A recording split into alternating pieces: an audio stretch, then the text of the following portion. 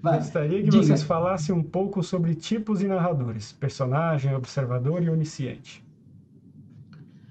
Alan, cara, esses narradores. Eu tenho uma escritora que eu adorava, ela morreu faz pouco tempo, né?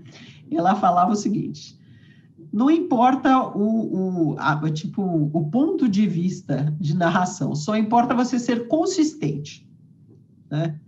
Então, você pode narrar em primeira pessoa, você se coloca nos olhos de um personagem, você narra aí, eu vejo, eu fiz, eu. Então, você está limitado ao que aquele personagem sente e experimenta. É uma coisa muito vívida, muito próxima. Então, eu fiz, né? Então, deixa o leitor fica grudado naquela narração. Então, tem essa vantagem, né? Você consegue trazer bem próximo. Só que você tem que ser interessante e você fica limitado ao que aquele personagem pode sentir e fazer. Então, esse personagem tem que passar 1000 agruras para ser interessante, né? Porque é o eu. Né? Então, é o ponto de vista de uma pessoa, o que ela consegue ver e sentir.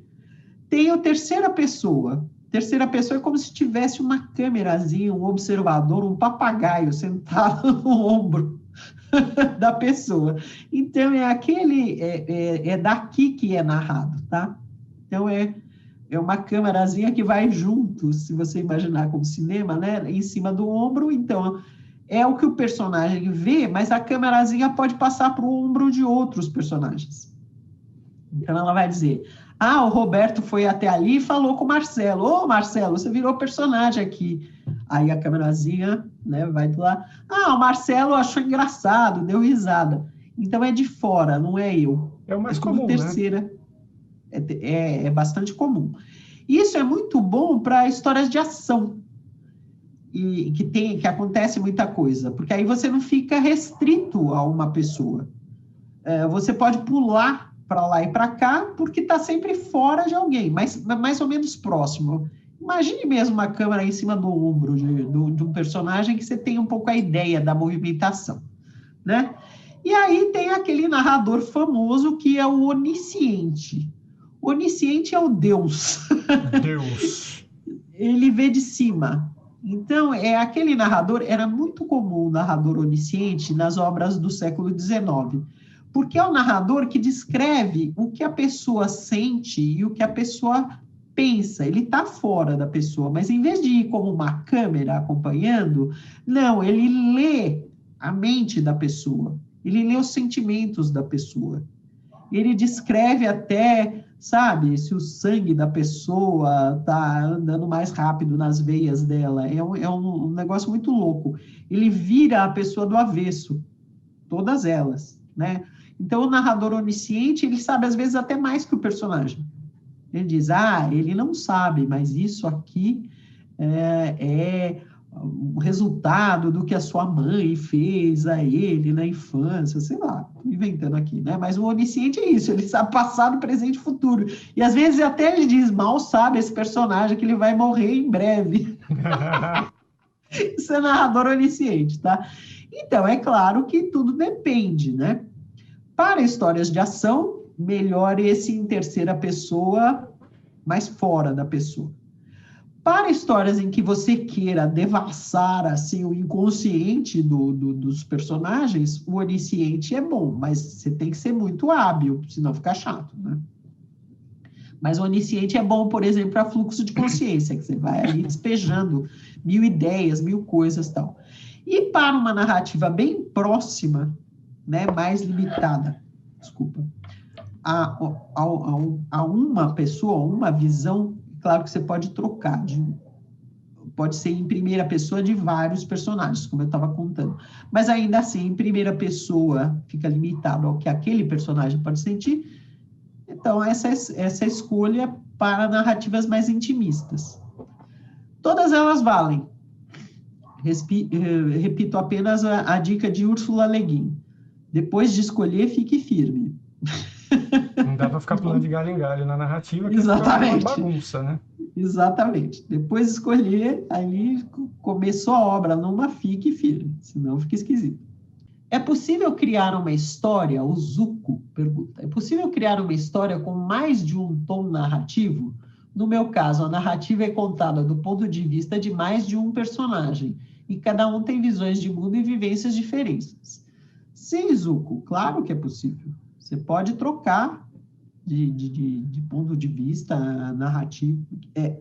Ser sempre a terceira pessoa, né? E você ir trocando, né?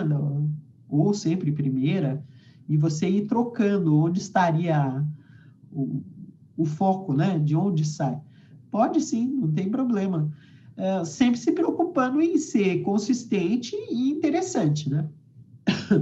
Acompanhe o personagem quando ele está fazendo algo interessante, não coisas chatas. E deixe bem claro quem é quem.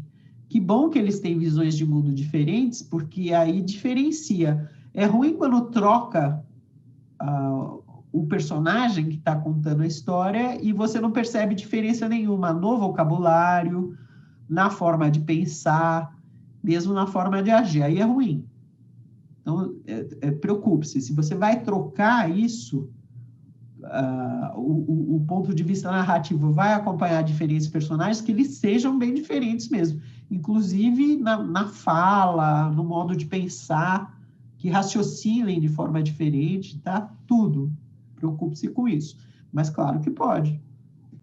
Olha o Marcelo dizendo, seria bom ensinar a diferença entre passado imperfeito e passado mais que perfeito.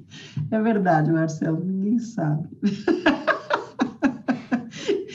Eu nem comento isso, né? Quando eu leio uma história, eu já até passo por cima, mas a maioria das pessoas erra o mais que perfeito. As pessoas não sabem usar o mais que perfeito, né?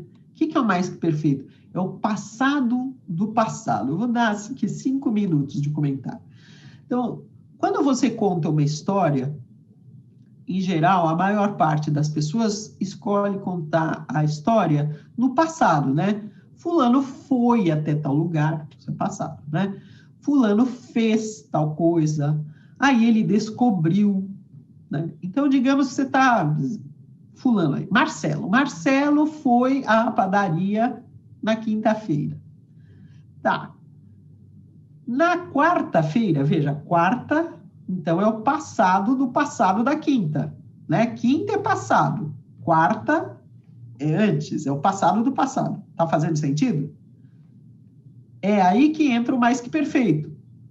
Então, Marcelo foi quinta à padaria. Na quarta anterior, você não pode dizer ele viu fulana.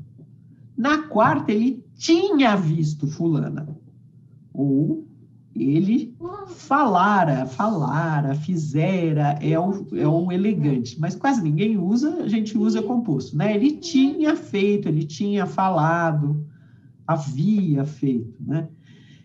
Esse passado do passado, 9 entre 10 escritores não sabem usar. Não é uma regra difícil, é uma regra fácil, né? Mas as pessoas não sabem, então fica ruim, tá? É muito errado, direto. E até os revisores, às vezes, não corrigem tudo, né? Quando a obra está inteirinha, errada, às vezes a pessoa não consegue corrigir. Mas se você entender a lógica da coisa, né? Passado, foi, fez, estava lá, falou. Passado do passado. Ou seja, você está contando ali, mas você vai se referir a alguma coisa que aconteceu antes. Tinha feito, tinha falado. Fez sentido? Minha mini aula aqui de gramática, Cid? Boa.